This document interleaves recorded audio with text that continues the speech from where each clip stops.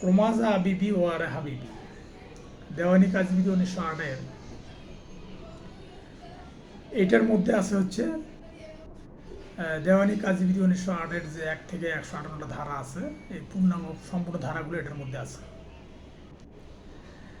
তাই আজকে আলোচনা করব 7টা সাবজেক্টের সহজে মনে রাখার সহজ পদ্ধতি কোনটা। তো প্রথমত হচ্ছে প্রাথমিক আলোচনা, যেটা 1 থেকে 6 ধারার মধ্যে আছে। আর মাত্র হচ্ছে মামলা বা সাধারণ মোকদ্দমা। মামলা বা সাধারণ মোকদ্দমা আছে, এটা আছে 9 থেকে 35-এর বি ধারা পর্যন্ত। আর প্রমা আর জাতে হচ্ছে জারি, মানে ডিগ্রি জারির কার্যক্রম, এটা আছে 36 থেকে 74 ধারার মধ্যে। তাহলে প্রমা যা আবিবি ও আরে হাবিবি। আবিবি মানে হচ্ছে আনুষঙ্গিক কার্যক্রম, যেটা আছে 75 থেকে 78 ধারার মধ্যে। আর বিতে হচ্ছে বিশেষ ক্ষেত্রে মোকদ্দমা, এটা বিশেষ ক্ষেত্রে মোকদ্দমা আছে 79 থেকে 88 ধারার মধ্যে। তো প্রমা যা আবিবি, তার একটা বি আছে, এটা আছে বিশেষ কার্যক্রম সমূহ, এটা আছে 89 থেকে 93 ধারাতে। আর ও আর এ হাবিবি, তো ও তো আছে অতিরিক্ত কার্যক্রম সমূহ, যেটা আমরা দেখেছি 94 থেকে 95 ধারার মধ্যে আছে। আর আরে ও আর এ হাবিবি, আর তো হচ্ছে আপিল, মানে আপিল সমূহ, যেটা আছে 96 থেকে 112 ধারা। আর তো হচ্ছে reference reference reference review revision, যেটা আছে 113 থেকে 115 ধারা। আর প্রমাজা আবিবি ও আর এ হাবিবি, হাবিবিতে হচ্ছে হাইকোর্ট বিভাগ সম্পর্কে বিধান, সেটা হচ্ছে দেওয়ানি কার্যবিধি 116 থেকে 120 ধারার মধ্যে আছে। আর বিতে হচ্ছে বিধিসমূহ, রুলস, মানে দেওয়ানি কার্যবিধি কিছু রুলস আছে, যেটা আমরা আদেশের মধ্যে দেখতে পাই, সে বিষয়টা বলা আছে 121 থেকে 131 ধারাতে। আর একটা বি আছে হাবিবি, প্রমাজা আবিবি ও আর এ হাবিবি। তার একটা বি আছে, সে বিটা আছে হলো বিতে হচ্ছে বিবিধ বা মিসক্লুনিয়েন্স, যেটাকে বলা হয় 132 থেকে 158 ধারা। তাহলে প্রমাজা আবিবি ও আর হাবিবি, যদি আমরা এই সূত্রটা মনে রাখি, তাহলে আমরা সহজে মনে রাখতে পারবো যে দেওয়ানি কার্যবিধি 1 থেকে 158টা ধারা। সেই সাথে আমরা জানি যে 11টা আদেশ আছে বা অর্ডার আছে দেওয়ানি কার্যবিধিতে, এবং এটা অসংখ্য বিধি আছে। তো এই বিধিগুলো বা বিধিসমূহ কখন পরিবর্তন হবে, বা এই বিধিসমূহ পরিবর্তন করতে পারবে কে, বা বিধিসমূহের মধ্যে কি বিষয়গুলো আলোচনা করা আছে, বা আইনের কোন কোন বিষয়গুলো আলোকপাত করা আছে, সেই বিষয়গুলো কিন্তু এখানে বলা আছে 121 থেকে 131 ধারার মধ্যে।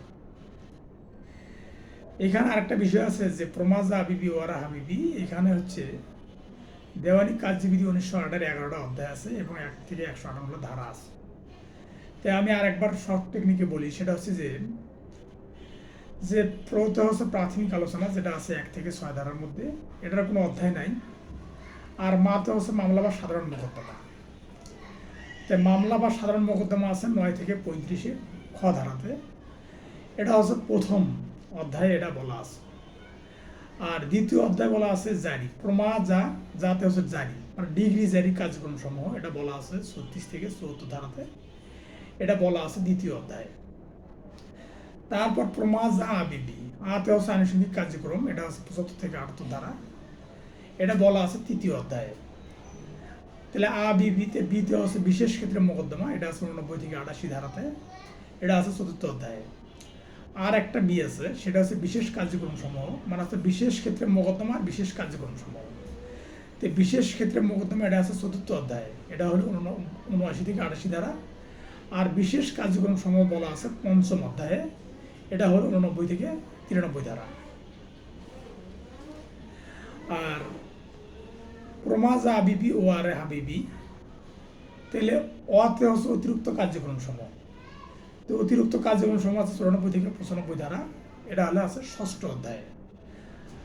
আর ও আর হাবিবি আতে হচ্ছে আপিল সমূহ, এটা বলা আছে 7ম অধ্যায়ে, এটা আছে 96 থেকে 112 ধারা। যদি পরীক্ষায় আসে যে আপিল সমূহ দেওয়ানি কার্যবিধি কত অধ্যায়ে আলোচনা করা হয়েছে, তাহলে তখন বলতে হবে 7ম অধ্যায়ে আলোচনা করা হচ্ছে। তাহলে এটা সপ্তম অধ্যায়ে যেহেতু আপিল সমূহ আছে 96 থেকে 112 ধারা। তারপরে ও আর এ হাবিবি, আতে হচ্ছে আপিল সমূহ, আর এতে হচ্ছে রেফারেন্স রিভিউ রিভিশন, যেটা আছে 113 থেকে 115 ধারা। এটা বলা আছে অষ্টম অধ্যায়ে। তাহলে রেফারেন্স রিভিউ রিভিশন অর্থাৎ দেওয়ানি কার্যবিধিতে যে রেফারেন্স আছে, রিভিউ আছে, রিভিশন আছে, এটা কোথায় আলোচনা করা যায়? এটা আছে বলা আছে অষ্টম অধ্যায়ে, সেটা আছে 113 থেকে 115 ধারা। তো ও আর এ হাবিবি, হাতে হচ্ছে হাইকোর্ট বিভাগ সম্পর্কে বিধান। আমরা জানি যে হাইকোর্ট বিভাগের দুটো বিভাগ আছে, একটা হচ্ছে হাইকোর্ট বিভাগ, একটা হচ্ছে আপিল বিভাগ। তো আপিল বিভাগে মূলত প্রধান বিচারপতিরা বসেন। তাহলে এখানে আপনাকে প্রশ্ন করতে পারে যে হাইকোর্ট বিভাগ সম্পর্কে বিধান এটা কত অধ্যায় আছে? তাহলে এটা আছে নবম অধ্যায়, এটা হচ্ছে 116 থেকে 120 ধারা। তাহলে হাবিবি, বিতে হচ্ছে বিধিসমূহ বা রুলস। এই বিধিসমূহ বলা আছে দশম অধ্যায়ে, এটা হচ্ছে 121 থেকে 131 ধারাতে। তারপর বলা আছে হাবিবি, বিতে হচ্ছে বিবিধ, এটা হচ্ছে 11তম অধ্যায়, বিবিধ বা মেসিলিয়েন্স, এটা আছে 132 থেকে 158 ধারা, এটা আছে 11তম অধ্যায়ে। তাহলে এইভাবে যদি প্রশ্ন আসে যে হাইকোর্ট বিভাগের সম্পর্কে বিধান কত অধ্যায় বলা আছে, এবার হয়তো প্রশ্নগুলো এইরকম হবে, তখন বলতে হবে যে হাইকোর্ট বিভাগ সম্পর্কে বিধান আছে 116 থেকে 120 ধারাতে, এবং এটা হচ্ছে নবম অধ্যায়। তারপর আছে দণ্ডবিধি 1860 সালের আইন, এটা আছে 1 থেকে 511 ধারা। সেখানে বলা আছে যে বেবি দেশ বিবি। তাহলে এই বেবি দেশ বিবি, এখানে আমরা জানি যে 5টা খণ্ড আছে বা 5টা পর্ব আছে। এই 5টা পর্ব আছে, এই 5টা পর্বতে 1 থেকে 511টা ধারা আছে। এবং এখানে আমি আলোচনা করব যে এই পর্বগুলোর মধ্যে কয়টা ধারা নিয়ে একটা পর্ব হয়। থেকে 5টা পর্ব বা খণ্ড যেটাকে বলা হয়, তাই 5টা পর্ব আছে। তো এখানে বেবি দেশ বিবি, তাহলে বেতে হচ্ছে বেসিক বিষয় আলোচনা, অর্থাৎ প্রাথমিক বিষয়ে যে আলোচনাটা করা হয়েছে দণ্ডবিধিতে, সেটা আছে 1 থেকে 120-এর বি ধারা পর্যন্ত। এবং এটা আছে 1 অধ্যায় থেকে 5-এর মানে 5-এর এ অধ্যায় পর্যন্ত। আর বি মানে বেসিক বিষয় আলোচনা, অর্থাৎ প্রাথমিক একটা ধারণা, এটা বলা আছে 1 থেকে 120-এর বি ধারা পর্যন্ত, এবং এটা বলা আছে যে 1 অধ্যায় থেকে 5-এর এ অধ্যায় পর্যন্ত। তাহলে প্রথম পর্বটা শেষ। দ্বিতীয় পর্বটা বলা আছে যে বিতে হচ্ছে বিবিধ অপরাধ। তো বিবিধ অপরাধটা বলা আছে দ্বিতীয় পর্বে। এখানে অধ্যায় আছে 120 থেকে 121 থেকে 298 ধারা পর্যন্ত। আর এটা বলা আছে, এটা অধ্যায় হলো 6ষ্ঠ অধ্যায় থেকে 15তম অধ্যায় পর্যন্ত এটা আলোচনা করা আছে। তাহলে বেতে হচ্ছে বেসিক বিষয় আলোচনা, যেটা 1 থেকে 120-এর বি ধারা পর্যন্ত, এবং এটা 1 থেকে 5-এর এ অধ্যায় পর্যন্ত। পাশাপাশি বিতে হচ্ছে বিবিধ অপরাধ, সেটা হচ্ছে 121 থেকে 298 ধারা, এটা আছে 6ষ্ঠ অধ্যায় থেকে 15 অধ্যায় পর্যন্ত। আর এটা হচ্ছে বেবি মানে দণ্ডবিধির, এটা হচ্ছে একটা দ্বিতীয় পর্বে এই আলোচনাটা করা আছে। আর তৃতীয় পর্বে যে আলোচনা করা আছে অর্থাৎ বেবি দেশ বিবি।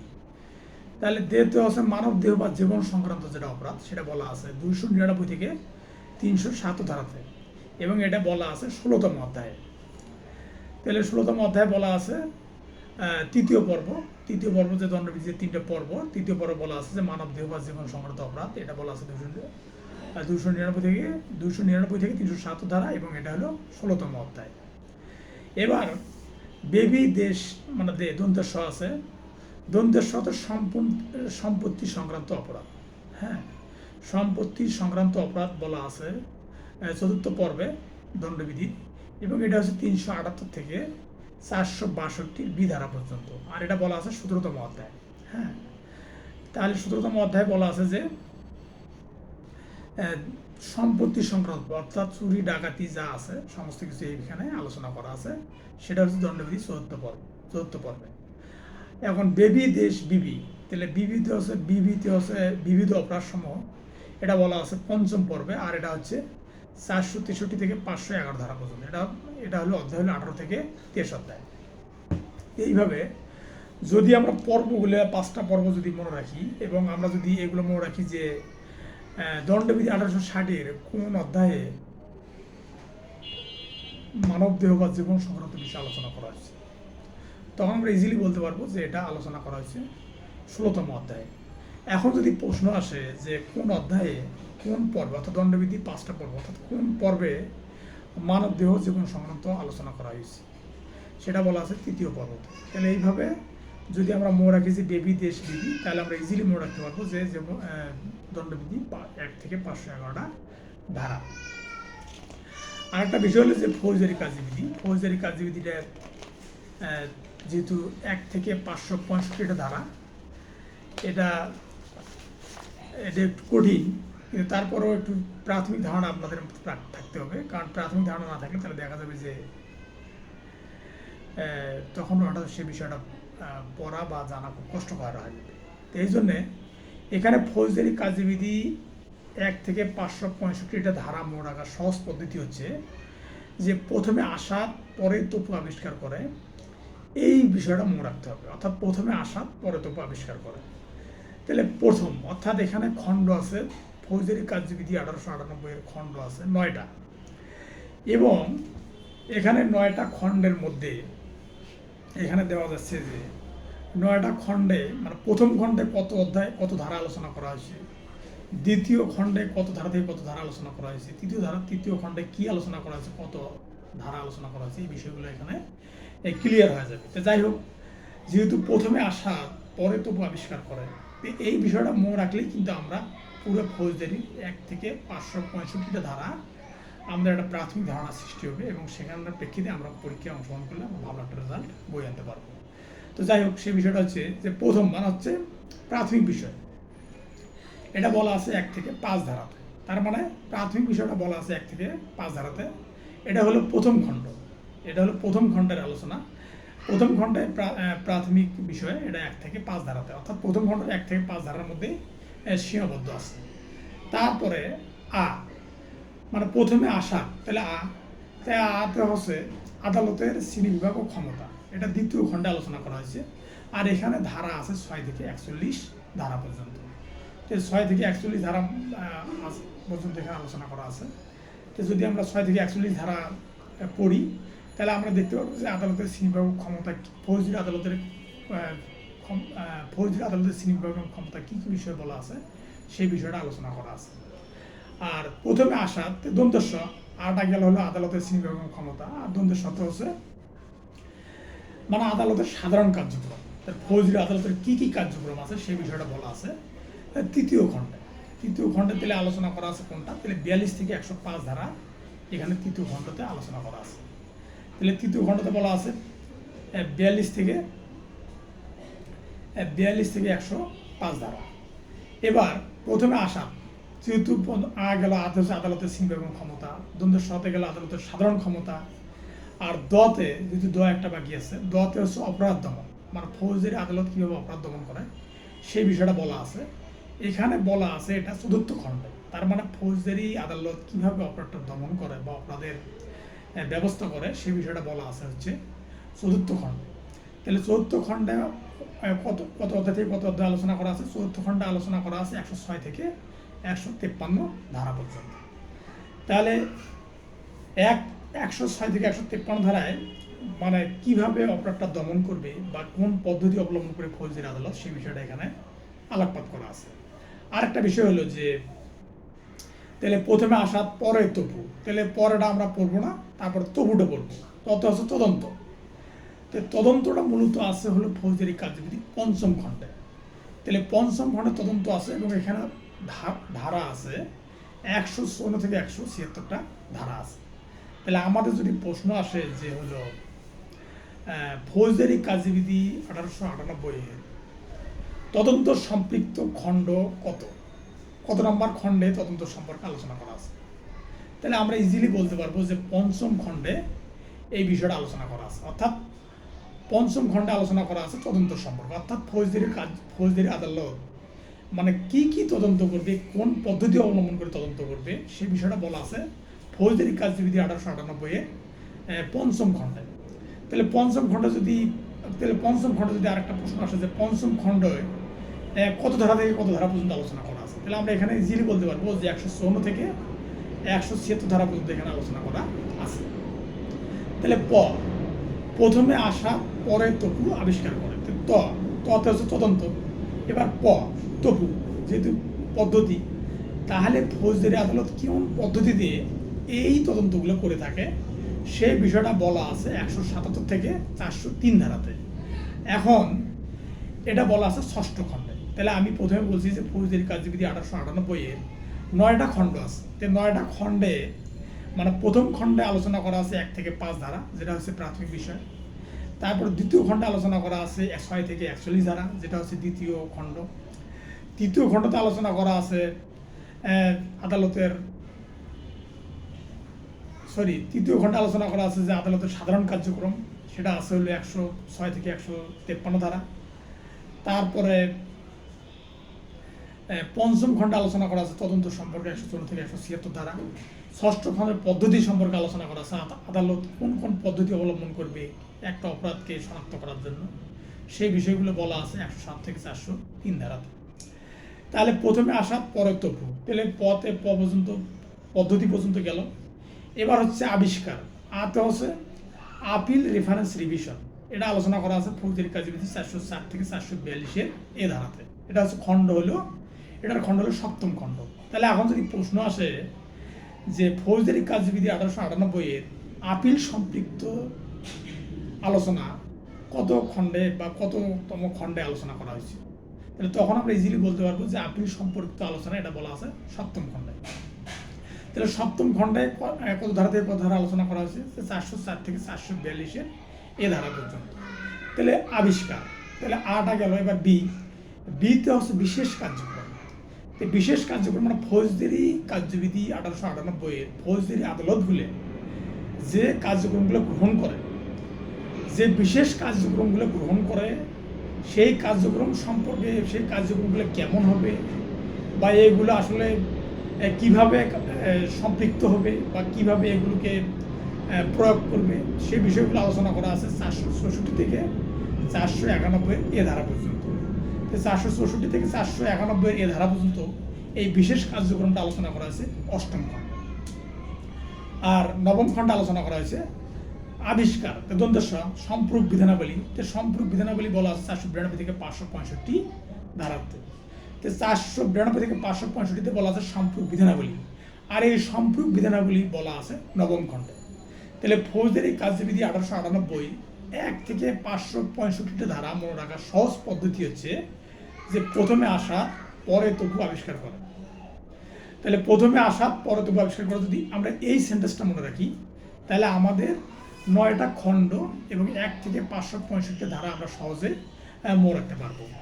তাহলে আশা করি আপনাদের মোটামুটি একটা ধারণা হবে। আর যদি এই ধারণা না থাকে তাহলে আপনাদের পরীক্ষায় অংশগ্রহণ করা একটা নেহাত বোকামো ছাড়া আর কিছু হতে পারে না। তো যাই হোক, আর একটা বিষয় হলো সাক্ষ্য আইন। একটা যেহেতু বিষয়, সাক্ষ্য যেহেতু যতগুলো ঘটনা ঘটে বা যতগুলো অপরাধ সংঘটিত হয় সবগুলোই নির্ভর করে মূলত সাক্ষ্যর উপর, সাক্ষী প্রমাণের উপর। তাই সাক্ষী প্রমাণের একটা বিষয় যেহেতু আছে, এই জন্য সাক্ষ্য প্রমাণ যেহেতু একটা বিষয় আছে, এই জন্য সাক্ষ্য আইন 1872 এটা সর্বপ্রথম জেমস স্টিফেন এটাকে আবিষ্কার করে বা এই সাক্ষ্য আইন প্রণয়ন করে। তাহলে সাক্ষ্য আইন ধারা আছে 1 থেকে 167 ধারা। তাহলে সাক্ষ্য আইন মনে রাখার সহজ পদ্ধতি কি? এখানে সাক্ষ্য আইনে আপনি বলে রাখি যে সাক্ষ্য আইনে ধারা আছে 11টা ধারা আছে।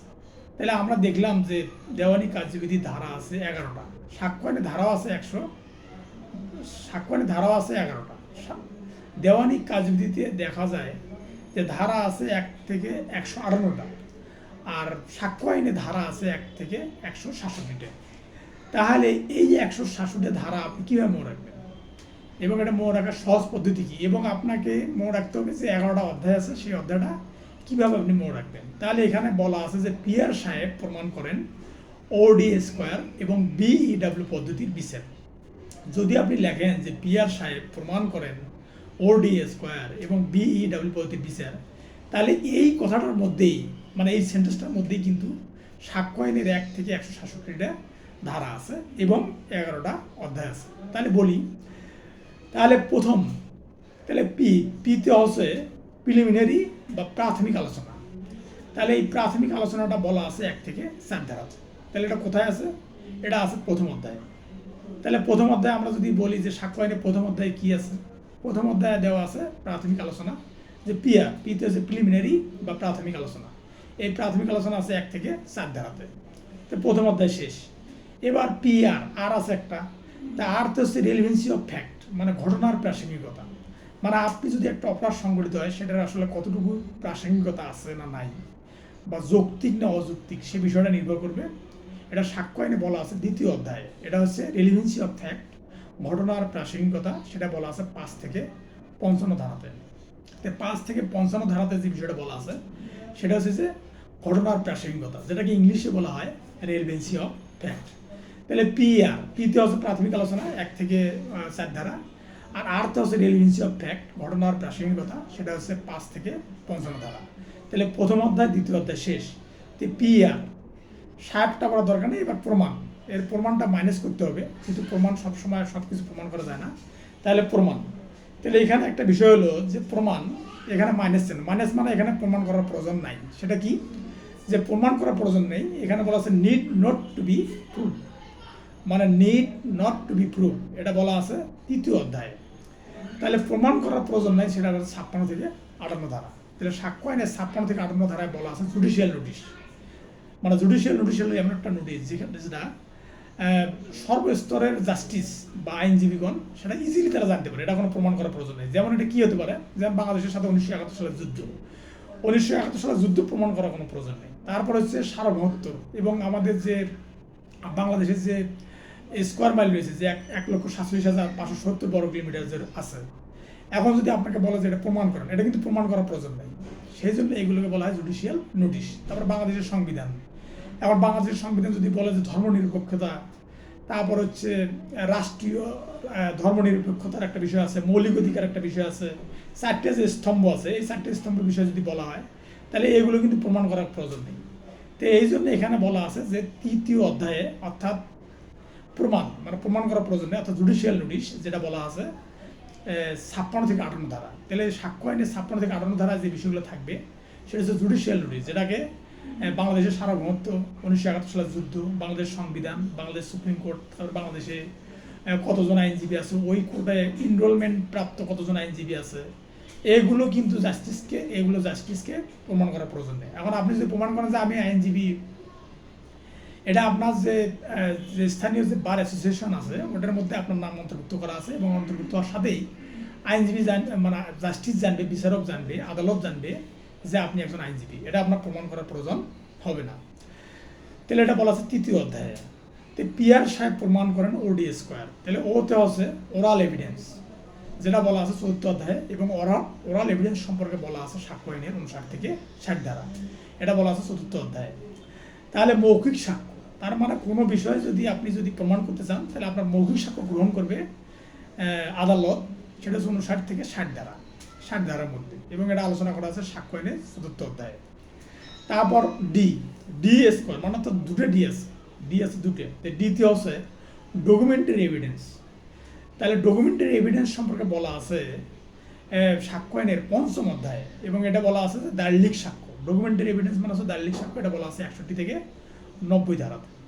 তাহলে 61 থেকে 90 ধারাতে বলা আছে ডকুমেন্টারি এভিডেন্স, যেটা 5ম অধ্যায়ে আলোচনা করা আছে 61 থেকে 90 ধারাতে।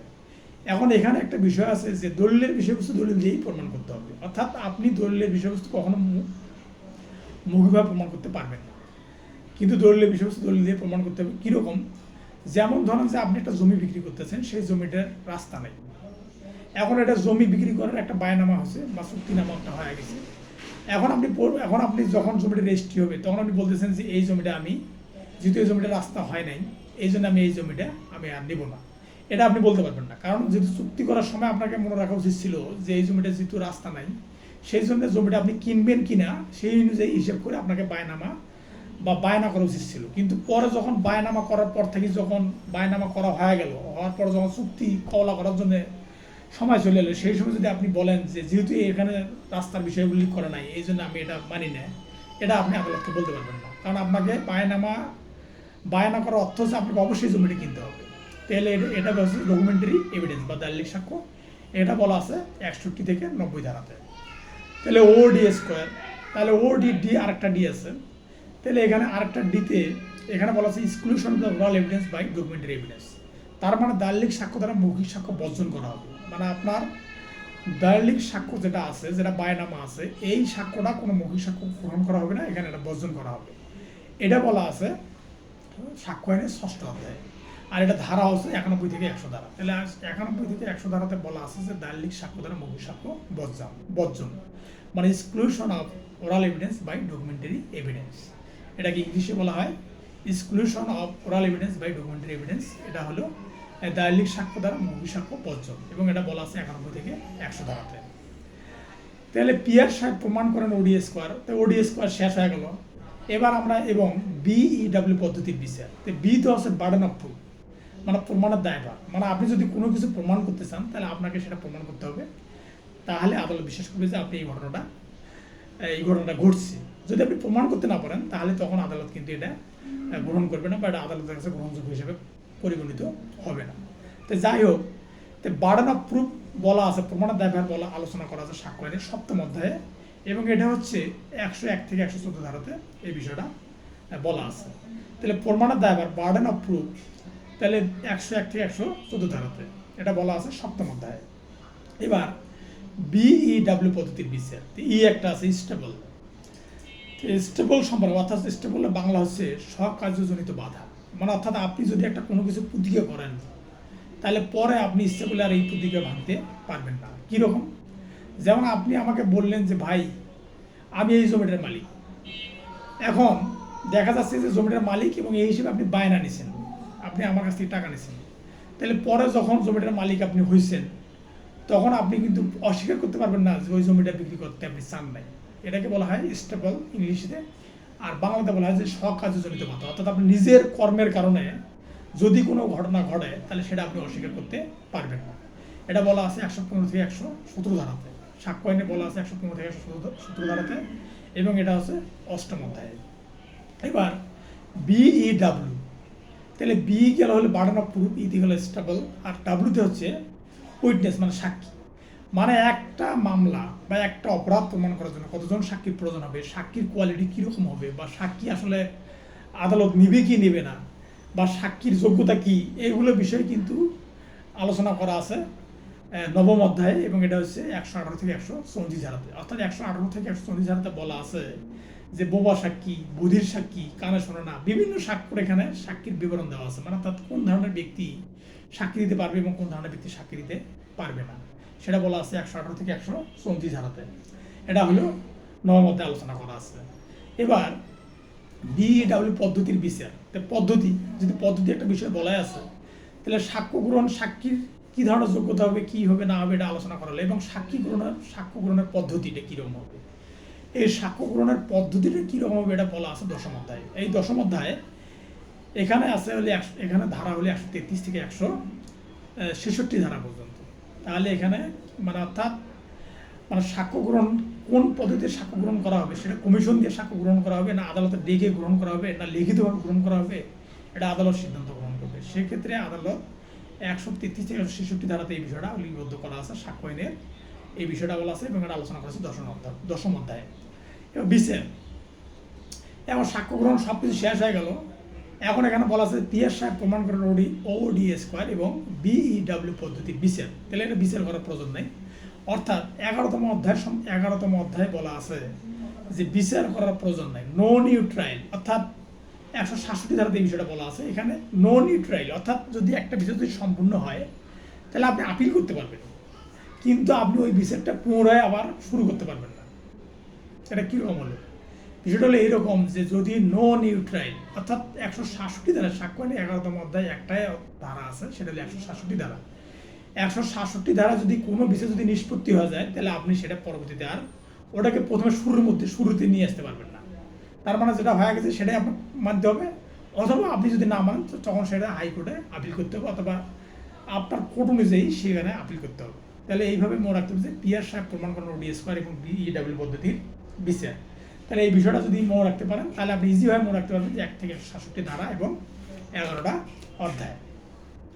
আর একটা বিষয় আছে যেটা হলো দেওয়ানি কাজবিধি 1908 সাথে সম্পৃক্ত, সেটা হচ্ছে যে সুনির্দিষ্ট প্রতিকারের 1877। এই সুনির্দিষ্ট প্রতিকারের 1877 মূলত মূল বিষয়টা যেটা থিঙ্ক করে বা যে বিষয়টা মনে রাখতে হয় সেটা হচ্ছে যে এখানে কিন্তু একটা ঘোষণামূলক ডিগ্রি আছে। ঘোষণামূলক ডিগ্রিটা কীরকম? ঘোষণামূলক ডিগ্রিটা হচ্ছে এরকম যে আপনি একটা জমির মালিক, কিন্তু কোনো এক পক্ষ এই জমির মালিকটা অস্বীকার করতেছে, বলে আপনি এই জমিটার মালিক নন। তাহলে আপনি কি করবেন? একটা ঘোষণামূলক ডিগ্রি আপনার দরকার। এই ঘোষণামূলক ডিগ্রিটা আপনাকে পাইতে হবে। তো ঘোষণামূলক ডিগ্রি পাইতে হলে আপনাকে কি পদ্ধতি অবলম্বন করতে হবে বা কোন কৌশল অবলম্বন করতে হবে বা কীভাবে আদালতে এটা প্রতিকার চাইতে হবে, সেই বিষয়টা হলো মূল বিষয়। তো যাই হোক, সুনির্দিষ্ট প্রতিকার আইন 1877 এটা মনে রাখার একটা সহজ পদ্ধতি হচ্ছে যে হলো এখানে বলে রাখি যে 1 থেকে 57টা ধারা আছে। যদিও ছোট আইন, কিন্তু এটা খুব গুরুত্বপূর্ণ, কারণ দেওয়ানি মামলা মূলত হয়, দেওয়ানি মামলা একটা অংশ বিশেষ, কিন্তু দেওয়ানি মামলা মূলত হয় এই সুনির্দিষ্ট প্রতিকার আইন অনুযায়ী। সুনির্দিষ্ট প্রতিকার অর্থ হচ্ছে যে কোনো একটা বিষয় আপনাকে সুনির্দিষ্টভাবে প্রতিকার দেওয়া। যদি আদালত কোনো একটা বিষয়কে সুনির্দিষ্টভাবে প্রতিকার দিবে, সেটা কি সিস্টেমে? সেটা দিবে হচ্ছে দেওয়ানি আদালতের মাধ্যম অনুযায়ী। অর্থাৎ দেওয়ানি আদালত মাধ্যম অনুযায়ী আপনার একটা প্রতিকার দেবে। সেটা আপনার মনে রাখার সহজ পদ্ধতি হচ্ছে 1 থেকে 57টা ধারা। সেটা মনে রাখার সহজ পদ্ধতি হচ্ছে, যদি পিয়ার সাহেব একবার উচ্চারণ করছিলাম, আবার উচ্চারণ করি। এখানে পিয়ার সাহেব এসআর অ্যাক্ট পড়তে আরসি খায় এবং ডক্টর জিআইপি তা দেখে হাসে। তাহলে এখানে বলে রাখি যে পিয়ার সাহেব এসআর অ্যাক্ট পড়তে আরসি খায়। এসআর অ্যাক্ট মানে স্পেসিফিক রিলিফ, যেটা সুনির্দিষ্ট প্রতিকার আইন যেটাকে বলা হয়, ইংলিশে বলা হয় স্পেসিফিক রিলিফ অ্যাক্ট 1877। তাহলে এসআর অ্যাক্ট, পিয়ার সাহেব এসআর অ্যাক্ট পড়তে আরসি খায়, ডক্টর মানে ডিআর ডক্টর জিআইপি তা দেখে হাসে। যদি আমরা এই সেন্টেন্সটা মনে রাখি তাহলে এটার মধ্যে এখানে বলা আছে 1 থেকে 57টা ধারা আছে। আর এই 1 থেকে 57 ধারাটায় আপনার কি করবে? আপনাকে এটাকে সুনির্দিষ্ট প্রতিকার দেওয়ার জন্য আদালতে আপনাকে যদি আপনি সঠিকভাবে মামলা দায়ের করেন তাহলে আদালত আপনাকে সঠিকভাবে সুনির্দিষ্ট প্রতিকার দিয়ে দিবে। তাহলে তাহলে এই 57টা ধারা মনে রাখার বুদ্ধিটা কি? এখানে 57টা ধারা আছে, পাশাপাশি এখানে 10টা অধ্যায় আছে। যদিও 57টা ধারা, কিন্তু এখানে অধ্যায় আছে 10টা। তো 10টা অধ্যায় আর 57টা ধারা মনে রাখার সহজ পদ্ধতি কি? সহজ পদ্ধতি হচ্ছে যে পিতে হচ্ছে প্রিলিমিনারি মানে প্রাথমিক বিষয়, এটা বলা আছে 1 থেকে 7 ধারা। তাহলে 1 থেকে 7 ধারা প্রিলিমিনারি, এটা এখানে কোনো অধ্যায় নেই, এখানে মানে প্রাথমিক আলোচনাটা করা আছে 1 থেকে 7 ধারা, 7 ধারার মধ্যে। আর পিআর, এখন পিআর একজন লোকের নাম। তাই আরতে হচ্ছে recovery of the immovable property, recovery of immovable property, এখানে হচ্ছে অস্থাবর সম্পত্তি দখল পুনরুদ্ধার, এটা আলোচনা করা আছে প্রথম অধ্যায়ে। তাহলে অস্থাবর সম্পত্তি দখল পুনরুদ্ধার মানে রিকভারি অফ ইমুভেবল প্রপার্টি, মানে অস্থাবর সম্পত্তি দখল পুনরুদ্ধার, এটা বলা আছে 8 থেকে 11 ধারা। তাহলে এটা প্রথম অধ্যায়ে আলোচনা করা আছে এই বিষয়টা, এবং এটার অধ্যায়ের ধারা হচ্ছে 8 থেকে 11 ধারা। এবার তাহলে পিয়ার সাহেব এসআর অ্যাক্ট পড়তে এএসআর, এখানে হলো এএসআর, এখানে এসতে হচ্ছে যে স্পেসিফিক পারফরমেন্স অফ কন্ট্রাক্ট মানে চুক্তি সুনির্দিষ্ট কার্য সম্পাদন। তাহলে এসটা হচ্ছে স্পেসিফিক মানে সুনির্দিষ্ট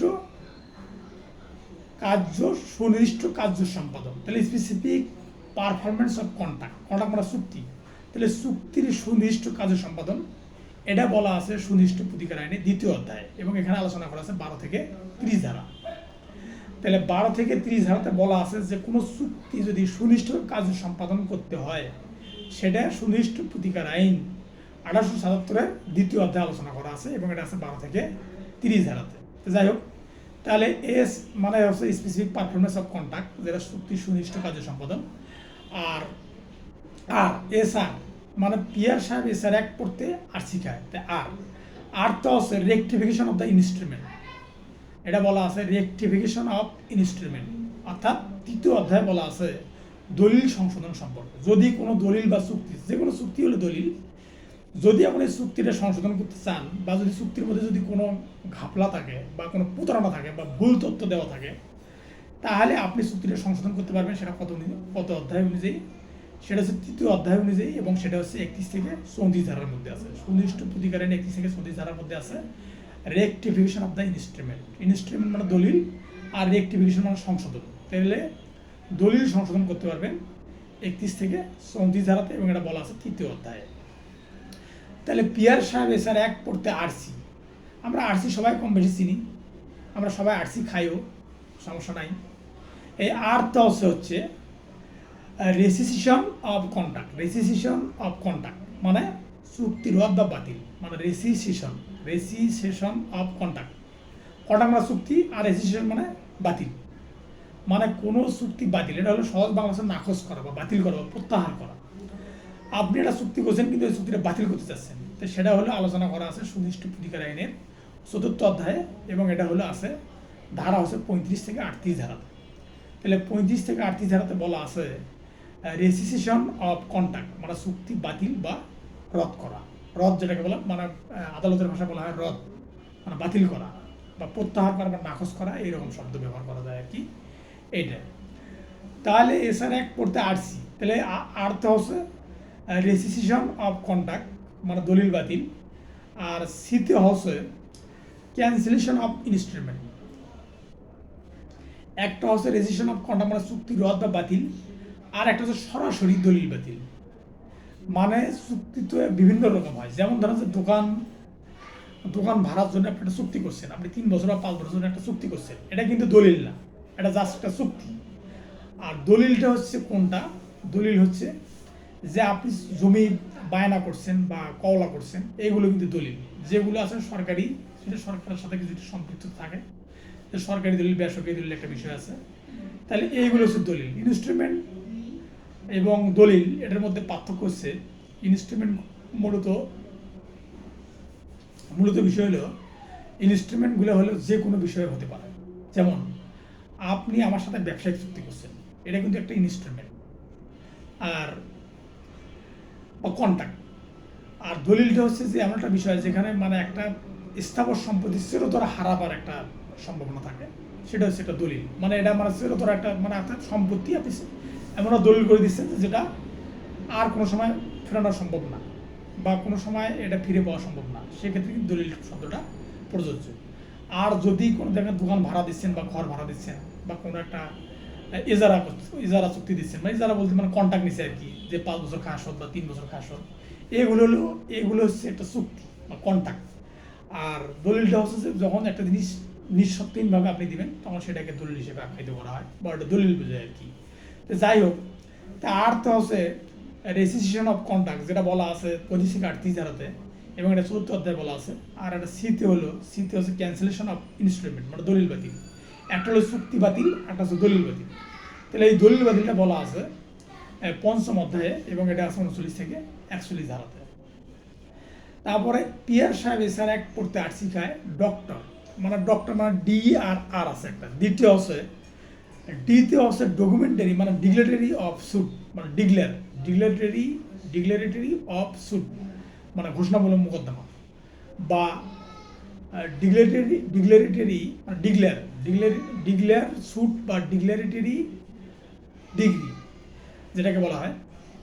এটা হচ্ছে ডিক্লারেটরি সুট বা ডিগ্রি বিষয়ে আলোচনা করা আছে 6ষ্ঠ অধ্যায়ে, এবং এটা হচ্ছে 42 থেকে 43 ধারাতে। যে বিষয়টা প্রথমে বলছিলাম যে একটা কোনো বিষয় যদি অস্বীকার করে কেউ আপনার মালিকানা সত্ত্ব, বা আপনাকে ত্যায্য পুত্র করতেছে, বা আপনি কাউকে বিয়ে করছেন, সে অস্বীকার করতেছে আমার স্বামী না, তাহলে আপনি সেক্ষেত্রে 42 ধারায় সুনির্দিষ্ট প্রতিকার আইন 42 ধারাতে আপনি ঘোষণামূলক মোকদ্দমা করতে পারবেন।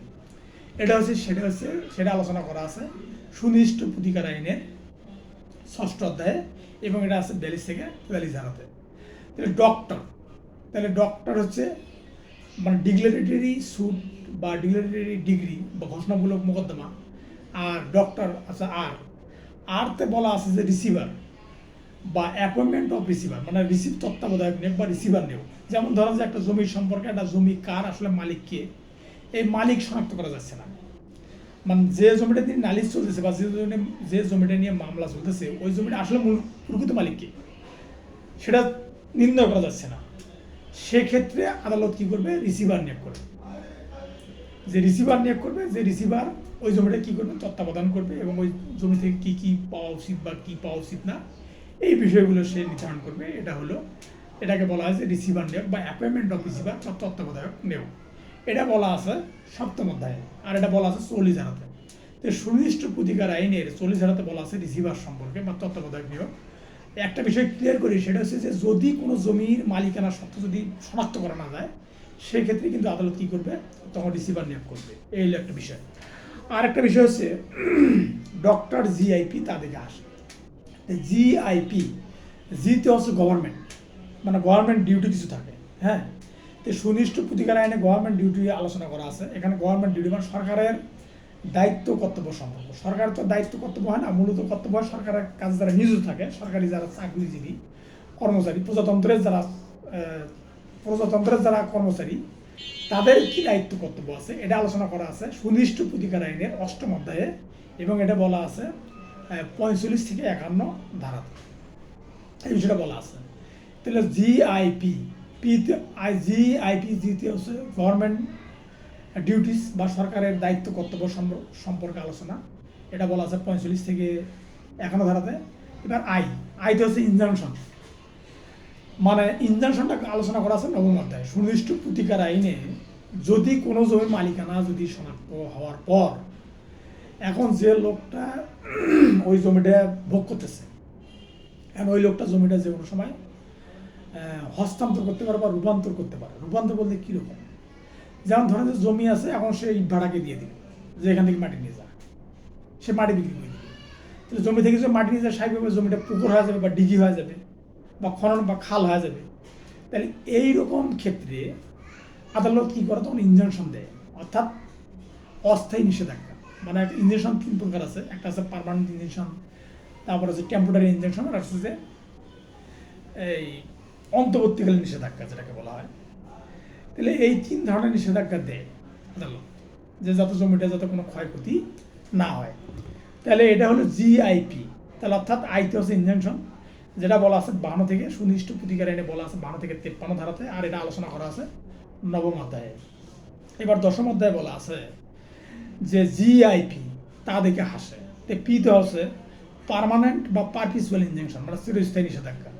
চিরস্থায়ী নিষেধাজ্ঞা মূলত হয় ডিগ্রির মধ্যে দিয়ে, মানে যদি কোনো মামলায় যদি দেখা যাচ্ছে যে দুর্বলরা সবলের সাথে পারতেছে না, বা আপনি জমির মালিক কিন্তু দখল করতে পারতেছেন না, সেক্ষেত্রে আদালত কী করে, পার্মানেন্ট ইনজাংশন বা যেটাকে পারপিচুয়াল ইনজাংশন বলা হয় বা চিরস্থায়ী নিষেধাজ্ঞা দিয়ে দেয় আদালত রায় বা ডিগ্রির মধ্য দিয়ে, যাতে চিরতরে ওই জমিতে আর বিবাদী পক্ষ বা প্রভাবশালী পক্ষ যাতে আসতে না পারে, সেই জন্য পার্মানেন্ট ইনজাংশন দিয়ে দেয় আদালত।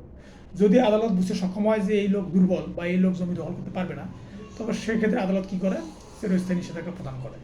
তাহলে এইভাবে যদি মনে রাখি যে পিয়ার সাহেব এসআর অ্যাক্ট পড়তে আর্টসি খায় এবং ডক্টর জিআইপি তাদেরকে আসে, যদি আমরা এই বিষয়টা মনে রাখি, তাহলে আমরা ইজিলি মনে রাখতে পারবো যে সুনির্দিষ্ট প্রতিকার 1977 এই দেওয়ানি কার্যবিধির যে একটা পার্ট, এই পার্টটা কীভাবে সুনির্দিষ্টভাবে পাইতে পারি, সেক্ষেত্রে প্রয়োগ করা যাবে। এখন বিষয় হলো যে এখন প্রতিটা বিষয়ের তো একটা সিস্টেম আছে। যেহেতু একজন আইনজীবী হিসেবে আপনি পরীক্ষা দিবেন বা আইনজীবী হিসেবে আপনার অনেক গুণাগুণ বা গুণাবলী থাকতে হবে, সেক্ষেত্রে প্রতিটা বিষয়তে একটা তামাদি আছে, প্রতিটা বিষয়ে একটা টাইম আছে না, একটা ডিউরেশন আছে না।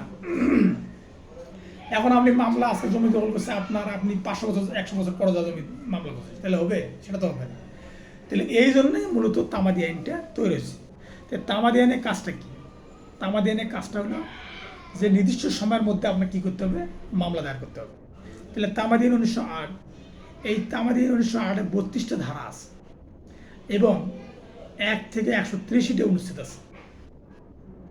তার মানে কোন মামলা কখন করতে হবে, কত দিনের মধ্যে করতে হবে, এই বিষয়গুলো বলা আছে তামাদি আইন 1908-এর 8 নম্বরে। তাহলে যাই হোক, এখন তামাদি আইন মনে রাখার সহজ পদ্ধতি কী? যেহেতু 32টা ধারা আছে, তার মধ্যে 3টা ধারা বাতিল করা আছে, মানে ওমিট করা আছে যেটাকে বলা হয়। তাহলে এই 29টা ধারা মনে রাখার সহজ পদ্ধতি কী? আর পাশাপাশি এই যে 1 থেকে 130টা অনুচ্ছেদ আছে, এগুলো মনে রাখার কী পদ্ধতি, সেটা হলো আলোচনা করব। তাহলে তামাদি আইন 29টা ধারা মনে রাখার সহজ পদ্ধতি হচ্ছে প্রমা গণনা করে মাস। প্রমা নামে এক মেয়ে, এটা গণনা করতেছে মাস। তাহলে প্রমা গণনা করে মাস, এই প্রমা গণনা করে মাস, এই সেন্টেন্সটার মধ্যেই তামাদি আইন 29টা ধারা আছে। তাহলে আমি সেগুলো বলি। যে প্রমা পড়তে হচ্ছে প্রাথমিক বিষয়। তাহলে প্রাথমিক বিষয় আগে তার আগে একটু বলে নিই। তামাদি আইনে 29টা ধারা চলমান আছে আর 5টা অধ্যায় আছে। এই 5টা অধ্যায় এবং 29টা ধারা মনে রাখার সহজ পদ্ধতি হচ্ছে যে প্রমা গণনা করে মাস। প্রত হচ্ছে প্রাথমিক আলোচনা, প্রত হচ্ছে প্রাথমিক আলোচনা বা প্রাথমিক বিষয়, এটা বলা আছে 1 থেকে 2 ধারাতে।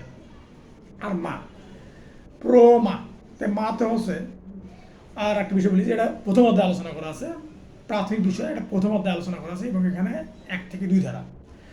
দ্বিতীয় বিষয়টা আছে, দ্বিতীয় অধ্যায় আছে মাতে হচ্ছে মামলা, আপিল ও দরখাস্তের তামাদি। তাহলে আপনি কখন মামলা করবেন, কখন আপিল করবেন, কখন দরখাস্ত করবেন, এই বিষয়টা আলোচনা করা আছে দ্বিতীয় অধ্যায়ে। এটা হচ্ছে 3 থেকে 11 ধারা। তার মানে দ্বিতীয় অধ্যায়ে আলোচনা করা আছে মামলা, আপিল ও দরখাস্তের তামাদি 3 থেকে 11 ধারা এবং এটা আলোচনা করা আছে দ্বিতীয় অধ্যায়ে। 3 থেকে 11 ধারা শেষ। তো প্রমা গণনা করে মাস, গণনা। তাহলে গণনা করতে হবে আপনার কি অনুযায়ী? আমাদের তো 2টা সাল আছে, একটা হচ্ছে বাংলা সাল, একটা হচ্ছে ইংরেজি সাল। তাহলে আপনাকে মামলা গণনা করতে হবে মূলত ইংরেজি সাল অনুযায়ী, অর্থাৎ গ্রেগরিয়ান বর্ষপঞ্জি অনুযায়ী আপনাকে মামলা গণনা করতে হবে। এটা বলা আছে 3য় অধ্যায়ে, এটা হলো 12 থেকে 25 ধারা। তাহলে 12 থেকে 25 ধারাতে বলা আছে যে তামাদির সময় গণনা। তার মানে গ্রেগরিয়ান বর্ষপঞ্জি অনুযায়ী বা ইংরেজি মাস অনুযায়ী আপনাকে তামাদির সময় গণনা করতে হবে বা দিন হিসেব করতে হবে, সেটা বলা আছে 12 থেকে 25 ধারাতে। এটা হলো 3য় অধ্যায় আলোচনা। তো প্রমা গণনা করে মাস। তাই মাতে হচ্ছে দখল বলে মালিকানা সত্ত্ব লাভ। তার মানে কোনো জমি যদি আপনি একটানা বিনা সত্ত্বে বিনা বেলা যদি 12 বছর ভোগ দখল করেন, তাহলে আপনি ওই জমিটা মালিক হবেন। এটা বলা আছে তামাদি আইনের 4th অধ্যায়ে। আর এটা বলা আছে 26 থেকে 28 ধারাতে। তাহলে 26 থেকে 28 ধারা শেষ, যেহেতু ধারা আছে 29টা, তাহলে আর একটা অধ্যায় আছে, আর একটা ধারা আছে। তো 5ম অধ্যায়ে বলা আছে মাস, দন্তেশ্ব মানে সংরক্ষণ। তাহলে সংরক্ষণ করার বিষয়টা আছে 29 ধারাতে, মানে 29 থেকে 32 ধারা, যেটাকে বলা হয় 32টা ধারার কথা বলছিলাম। তাহলে এটা 5ম অধ্যায়ে বলা আছে। তাহলে প্রমা গণনা করে মাস, তাহলে প্রাথমিক আলোচনা 1 থেকে 2 ধারা, এটা আছে 1ম অধ্যায়। তারপর মাতে আছে মামলা, আপিল ও তামাদি, মামলা, আপিল বা দরখাস্ত তামাদির সময়, এটা বলা আছে 3 থেকে 11 ধারা, এটা হচ্ছে 2য় অধ্যায়। তারপরে গণনা হচ্ছে গণনা মানে অর্থাৎ তামাদির সময় গণনা মানে কোন সময় থেকে শুরু করতে হবে সেই সময়টা গণনা করার বিষয় আছে 3য় অধ্যায়ে, এটা হচ্ছে 12 থেকে 25 ধারা। তারপরে মাস, প্রমা গণনা করে মাস। মাতে হচ্ছে মামলা বা দখল বলে মালিকানা সত্ত্ব লাভ। মতে হচ্ছে মালিকানা মানে দখল বলে মালিকানা সত্ত্ব লাভ, সেটা বলা আছে 26 থেকে 28 ধারাতে, এটা বলা আছে 4th অধ্যায়ে। আর দন্তের সাথে হচ্ছে সংরক্ষণ বা রহিত। সংরক্ষণ বা বাতিল করা হয়েছে 29 থেকে 32 ধারা। 32 ধারাটা বলবৎ আছে, 30, 31, 32 3টা ধারা বাতিল করা হয়েছে, সেটা বলা আছে 5ম অধ্যায়ে। তাহলে এখন যে বিষয়টা বলবো সেটা হচ্ছে যে বলছিলাম যে হচ্ছে 1 থেকে 130টা অনুচ্ছেদ মনে রাখার কৌশল। তাহলে এই 1 থেকে 130টা অনুচ্ছেদ মনে রাখার কৌশল হচ্ছে মা আদর করে। তাই মা তো মূলত আদরে করে, কারো মা তো আর অনাদর করে না, সবার মা আদর করে। তাহলে মাতে হচ্ছে তার মানে মা আদর করে। এই যে 1 থেকে 130টা অনুচ্ছেদ আছে, এই 1 থেকে 130টা অনুচ্ছেদের মধ্যে তফসিল আছে 3টে। তাহলে প্রথম তফসিলে মা, তাই মাতে হচ্ছে মামলার তামাদি। তাই মাতে হচ্ছে মামলার তামাদি, এটা হচ্ছে 1 থেকে 149 অনুচ্ছেদ।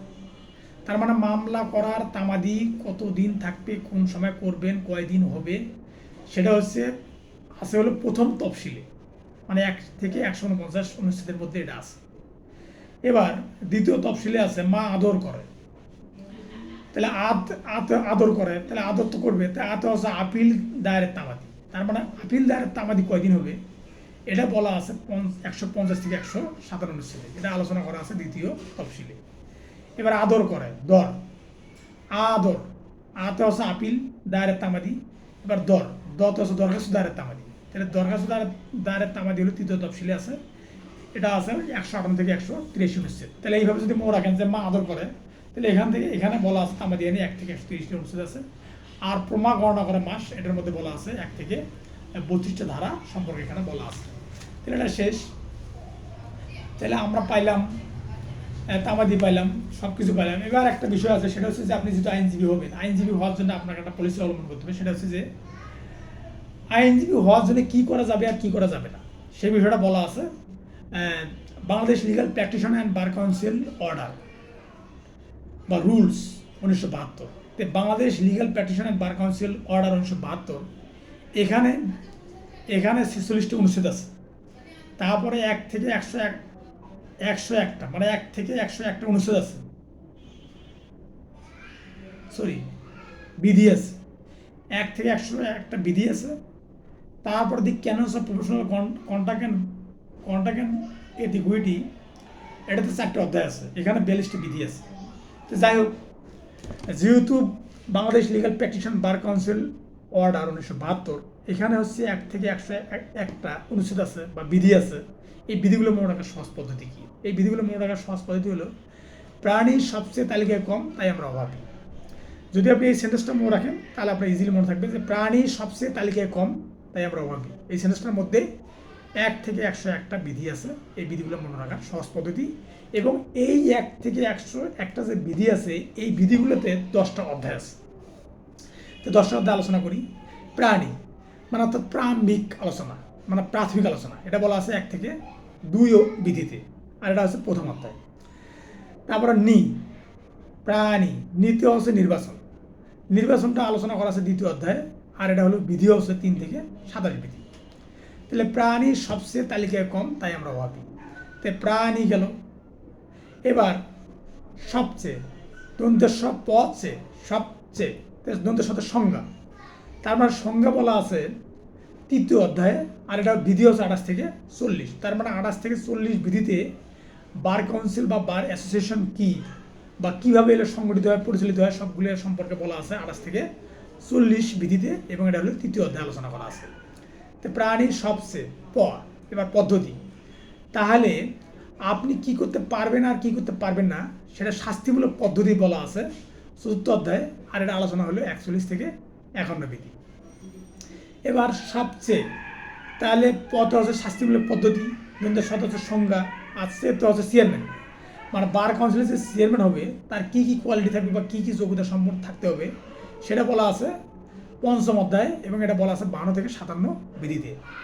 এবার প্রাণীর সবচেয়ে তালিকায় কম তাই আমরা অভাবী, তালিকাটা পুরো মানে অ্যাডভোকেটের তালিকা, যদি পরীক্ষায় টেকার পরে এমসিকিউ রিটার্ন ভাইভাতে টেকার পরে তালিকা যে করবে এই তালিকাটা বলা আছে 6ষ্ঠ অধ্যায়, এবং এটা 58 থেকে 73 বিধিতে আছে। 58 থেকে 73 বিধিতে আছে তালিকা মানে অ্যাডভোকেটের তালিকা সম্পর্কে বলা আছে, এটা বলা আছে 6ষ্ঠ অধ্যায়ে। এবার তালিকায় কম কত হচ্ছে কমিটি, কমতে হচ্ছে কমিটি, কম মানে কমিটি, তো কমিটি বলা আছে 74 থেকে 79 বিধিতে, আর এটা হচ্ছে 7ম অধ্যায়ে। এবার তালিকায় কম তাই আমরা অভাবী। এবার ডাইরেক্ট চলে যাবো অভাবী। অতে হচ্ছে অর্থ সম্পর্কে বলা আছে bar council legal practitioner bar council order 1972 অর্থ সম্পর্কে বলা আছে 80 থেকে 88 ধারা আর 88 বিধিতে, এটা হলো 8ম অধ্যায়। অর্থ 8ম অধ্যায়, এটা 80 থেকে 88 বিধি। এবার আছে অভাবী, হচ্ছে ভাতা, মানে বার কাউন্সিলে যারা দায়িত্বপ্রাপ্ত হবে বা কমিটিতে থাকবে তারা কোথায় ভ্রমণ করবে কী করবে না করবে ভ্রমণ ভাতা সম্পর্কে বলা আছে, এটা বলা আছে 89 থেকে 90 বিধিতে, আর এটা হচ্ছে 9ম অধ্যায়ে। এবার বিতে হচ্ছে বিবিধ, তার মানে বিবিধ সম্পর্কে কী কী বিষয় এখানে উল্লেখ করা যাবে বা কী কী বিষয় এখানে সম্পৃক্ত করা যাবে সেগুলো বলা আছে 10ম অধ্যায়ে, এটা হচ্ছে 91 থেকে 101 ধারা।